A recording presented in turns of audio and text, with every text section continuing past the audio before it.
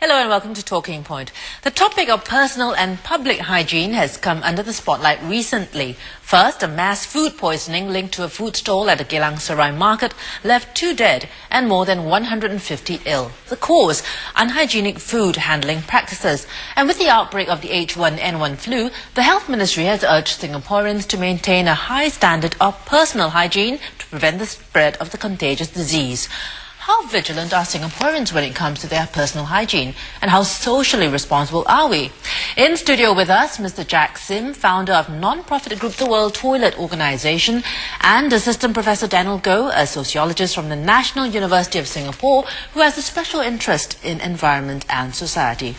Welcome to the show. Now, Jack, let's start with you. A recent survey showed that 3 out of 10 Singaporeans don't wash their hands after going to the toilet. Are you surprised? Well, that's already an improvement. I think 2 years ago we have like 40% who don't wash their hands after going to the toilets. So basically it is a habit that has to be inculcated and you need to learn it from child. But surely, I mean, after so many years, and especially since the last SARS outbreak, we've got all these campaigns about washing hands after you use the toilet and so on. Surely you expect that the improvement would have been greater, isn't it? The thing is that the human being is a kind of a very efficient animal and is also very lazy, right? So if he can walk, he doesn't want to run. If he can sit, he doesn't want to stand. So when you lay out the toilet, you have to have everything very convenient and very enjoyable. So if they have the water here, the soap there, and the hand drying together, then it's very efficient and they will like to do it. If you were to put the design all over the place, hand dryer behind, soap far away, then there's suddenly a disincentive, especially if you put the hand dryer near the exit of the toilet, then you block the traffic. Then you find that a lot of people don't do things because of a kind of a memory of the last time they were told, excuse me, or things like that. Yeah. Daniel, what's your take on it? I mean, is it just about efficiency of layout in toilets, or what is it about Singaporeans not washing their hands after using the toilet? I think it is really about habit. The force of habit is a really strong force. Once you learn it, it's very hard to unlearn it or to add things to it. Most of us just go about living our lives not thinking about things.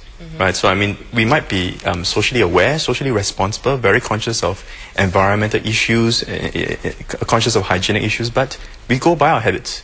Right? Unless we are forced to think about the habits at a point in time, about our habits, and to change it at a point in time, we will change it.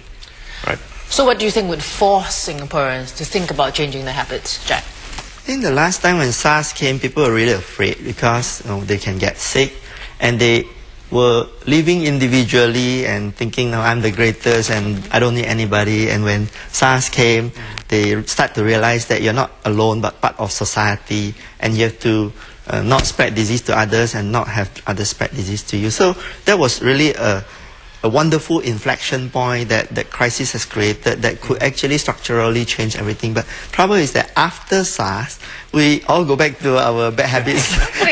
So we need something structurally to continuously reinforce. Right. Yeah.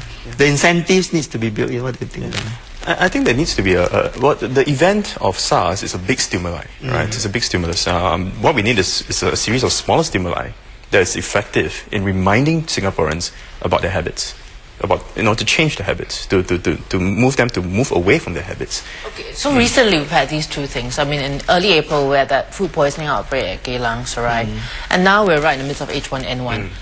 Yet, do you all notice any change in the way Singaporeans behave so far at a public hawker centre and so on? Have you noticed any change?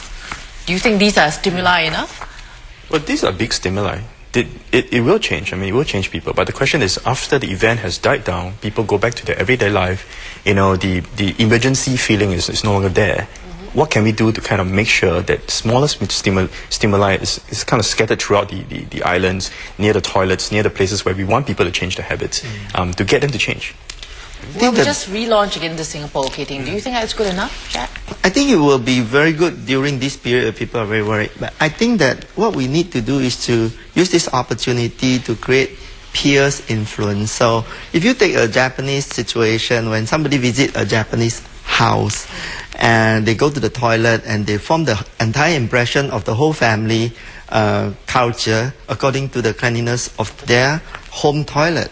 So people doesn't want the friends and relatives to have a bad impression of themselves. So that is the stimuli, right?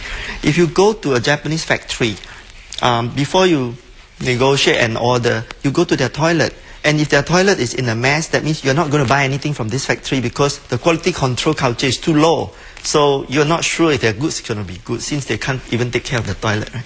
So this kind of constant stimuli would be a culture. And once we can form that and people are telling each other rather than the government say, do this, don't do that. I mean, the government has been trying to be a father all the time. I think that's not going to work. What's needed is actually graciousness is a kind of enjoyment.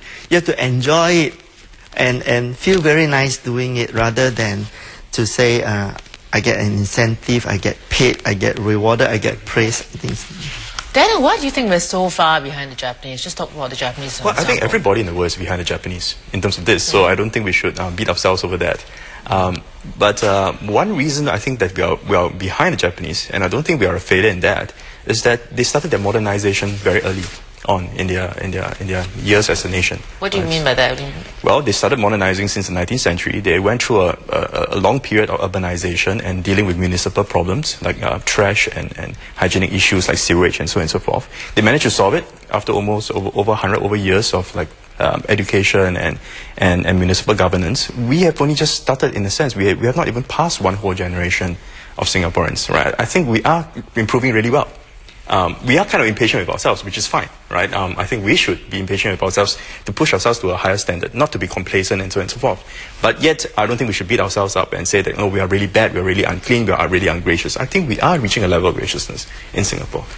What else do you think needs to be done, though, to push this level of graciousness up, Jack? I think if you take some years ago, we're probably worse off than now. So I see people are getting self-respect. They want to see others looking at them with respect as well. So they will behave respectfully, right?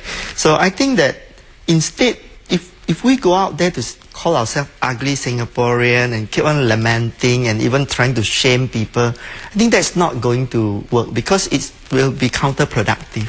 What we need to do is really to respect each other as well. Hold that thought. We're going for a short break now. When we come back, we'll talk about what can be done to encourage socially responsible behavior among people on your own.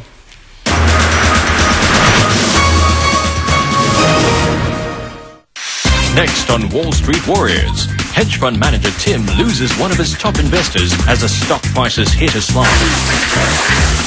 And dealmaker Sandra gets a one-to-one with the co-founder of the legendary Quantum Fund, Jim Rogers. What do you think is the one thing that made you so successful?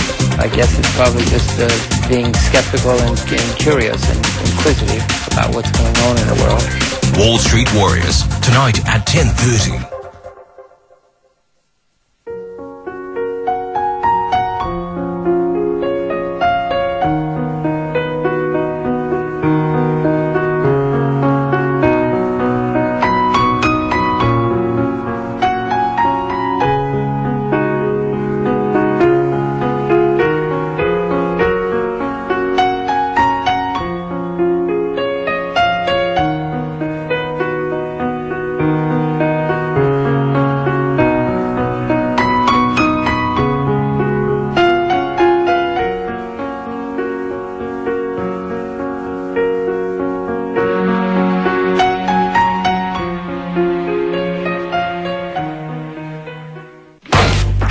Would you go to earn a buck?